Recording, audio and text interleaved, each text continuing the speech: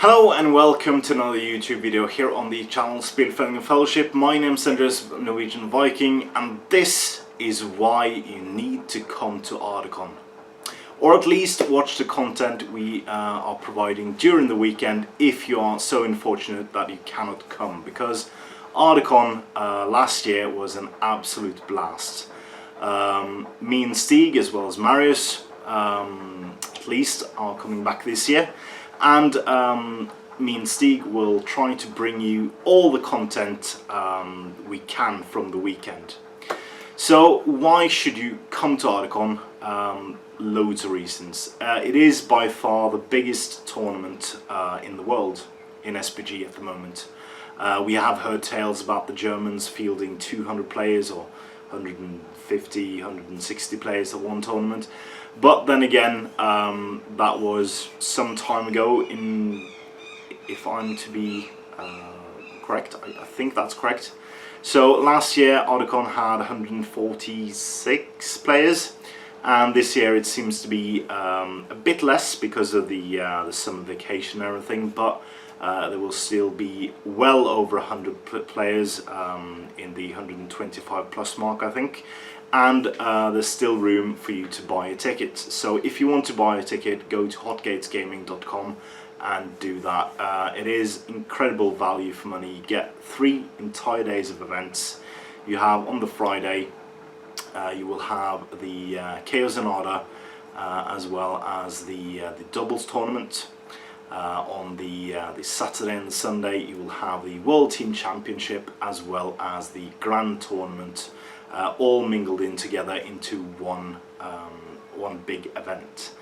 So we will both crown, hopefully, if Ed Ball can't defend his title, a new world champion, as well as it's definite that there will be a new world team champion. Because the Polish Hussars, which won last year over Team Notz, is not coming this year because obviously summer vacation. So not everyone could take time out to get to Manchester this year as well at this time of year, because the event is held on the weekend of the 4th to the 6th of August, and that is one of the reasons why. So there are 3 events, as I've told you. Chaos and Order, which is a 400 point total slam. Basically take as many or as little models as you want. It will be total chaos, as the name implies. So do bring something fun. I brought I brought the trolls, the 3 trolls, last year, and maybe I will give them a run for the money this year as well, because they're incredibly fun to play. And I think James has confirmed that they will use the experimental army composition rules found for the Throne of Skulls tournament held at Warhammer World this September, and that gives them the ability to bring the campfire for free. So I basically can bring 3 trolls and the campfire for no points at all. So that should be very, very fun. I had a wonderful time along with James Miniature Space, a guy who's called James, who runs a YouTube channel painting lovely Rohan miniatures and Isengard miniatures. He brought his Rohan, and another guy I played with in that 4-on-4 matchup, had also the 3 trolls, so we just slammed the Rohan player together, making a Rohan sandwich. It was incredibly fun and incredibly cool as well. Cool looking tournament, or event, that is. We also have the doubles, which most people doesn't take so serious. Meanwhile, actually was in the final game last year. We came in 2nd, and we took the event, doubles event, a bit too serious, I believe, because we had a nerve-wracking final game against 2 Polish gentlemen, and yeah, if I'm playing doubles this year, I will not be bringing that kind of army, and I will try not to go up to the top tables unless yeah, because I'm there to have fun this year. I'm not trying to win the event. I'm not trying to play top table, and the main reason I want to be at Ardacon is because of the spectacle, the incredible gathering of 130, 140, 150. Who knows? If you're coming, that's at least +1 to the event, and there's so much to do. So the 3 tournaments or events, that's one thing, and then you have the painting competitions run by the Rotterdam White Scars, wonderful group of people from, of course, Rotterdam. They will host the painting event. Basically, at allotted times during the 3 days, you can enter models into the painting competition. It could be there's one for just bring whatever models you want into different categories. Sorry. There's also you can enter your armies at allotted time as well. So if you play with a beautiful model or you play with a beautiful army, this year you can actually win prizes because of how cool it looks and how good it looks. So that's an incredible feat by the Rotterdam White Scars, bringing their A game. I know they're really talented painters, really talented people. So so you can expect some fair judging, and I think the title is up to grabs because I don't think Sebastian is coming this year. He sadly has a lot to do this summer, and being one of the best painters I know. It's a shame because he could have made a clean sweep this year as well as last year, because he won 3 out of the 3 categories he entered last year. So, and if you want to check out his miniatures, go to SG Miniatures on Facebook. You can see his page and his work there. Don't think he does commission work currently. He's taking a break from that, but you can watch all his cool miniatures on this page, and I'm sure he's painting for himself in his usual top of the notch standard. So what else is there to do at Ardacon? Well, for one, there is the incredible gathering of all these different people from all the different nations, and that's one of the reasons why I had such a blast last year. I hung out with people from New Zealand, from Canada, from the United States, from Poland, from Greece, from Italy, the Netherlands, the UK, Ireland, Denmark. No Swedes. Is there Swedes this year? No. I don't know. Oh well. We don't like the Swedes. Well, we do, but... What? I just told them I don't like them. I do like them, yeah.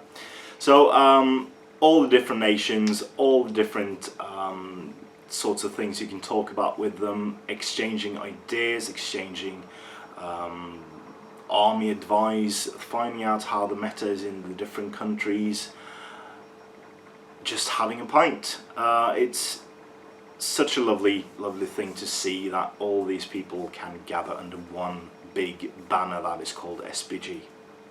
So obviously you can do a lot at Ardacon, but you can also buy a lot at Ardacon, and something I think I will do. So you have different vendors. You have Forgeworld, of course, will be there with their sales stands, along with a full line of Games Workshop miniatures as well. So last year you had a rather good sized sales stand from Games Workshop with three packs of models from Forgeworld. This year you will have the entire range from Forgeworld released within the last 12 calendar months, as well as new stuff I hear rumours of. I believe, this is my bold prediction, because you owe us, Adam. You owe us, Bard's Children. Get them. We are extending our grand campaign to get Bard's Children in there. We're extending it, and we need Bard's Children pretty soon. So, so do get those out. We've also seen, and they're finished painted, so I do believe that's one of the next kits up, released at or just before or just after Ardacon. I'm hoping at Ardacon, or at least before, because then I can bring them home and paint them up in time for the filming. Also the dwarf, the Iron Hills ballisters, not the ballisters but the ballisters, the crossbowmen, will probably arrive. These are also been seen painted, so fair chance that these will, along with Bard's Children, be out. I'm also hoping that the Goblin Mercenaries will be out pretty soon. We've seen work in progress of them, and there's not much left from the Battle of the Five Armies line to arrive. We have the Catapult Troll, we have Azogan Armor, we have the Azog's Tower, and then we have the Warbats. And Percy and Bianca we've seen. And what is Stig waving around? What is that? I can't see what you're waving. Oh yes, oh yes, oh yes. How can I forget the ring rates of Dol Guldur? There's been rumours about these being worked on at the moment. I don't know how far they've gotten, but that will also be one cool looking kit if that is released, and I'm really hoping for a new Necromancer model as well. So that's one of the vendors, and Steamforge will be there with their cell stand, incredibly popular last year. They have Guild Ball, they also got Dark Souls, the board game, which should be hitting retail about now. They've also got a new game which is called Trash Panda Metropolis. It looks like Rocket Raccoon on the front cover with some blood. It's weird. I do not know what this is. Also Shadow Games, cool looking card game that is incredibly cool, so do check that out. And they also got some incredibly exciting stuff on the horizon as well. A skirmish game set in a very high fantasy universe. Couldn't be more excited for that as well. Who else we got? Yeah, we got Generation Shift. Generation Shift, Matthew Davies, incredibly talented sculptor. He does wonders with putty and bases, and basically makes bases for all your hobby needs. There you have the Broken White City, you have the Forgotten Forest. Basically you have, well, I can say this because I'm not Generation Shift, but you have Osgiliath, you have Minas Tirith, you have Dol Guldur, you have Mirkwood. So you have cool looking bases. I've also heard rumours about him doing some sand bases, and also some bases you can use for Corsairs or even Lake Town because of the planks. So that's one more vendor. And who else is going to be there? Yeah, Shadow and Flame, of course. Shadow and Flame is showing off their cool stuff. They will also hold a workshop, painting workshop thing, so you can get some ace advice from painting and sculpting masters during the weekend as well. There will be participation games. I don't exactly remember who are hosting and what is being hosted for the participation games, but there will be kinds of participation games going along. You also have SPG Magazine dropping news tomorrow as you're watching this, about the launch of SPG issue 5, which has gotten a cover, and it's Dale. So you have cool looking terrain on the front cover. I can't wait to see the inside of that magazine, because I do believe that terrain is made by a terrain master, and can't wait to see the new scenario, hopefully, because we will be including that in the SPG Grand Campaign for sure. So loads of cool stuff at Ardacon. Do come. If you can't play the entire weekend, I do think it is worth it just to buy a spectator pass and just be involved for half a day or an entire day. I can't recommend Ardacon enough, and I will be going mainly to just be there and take in the grandeur of SPG and all the different cool people around the world attending.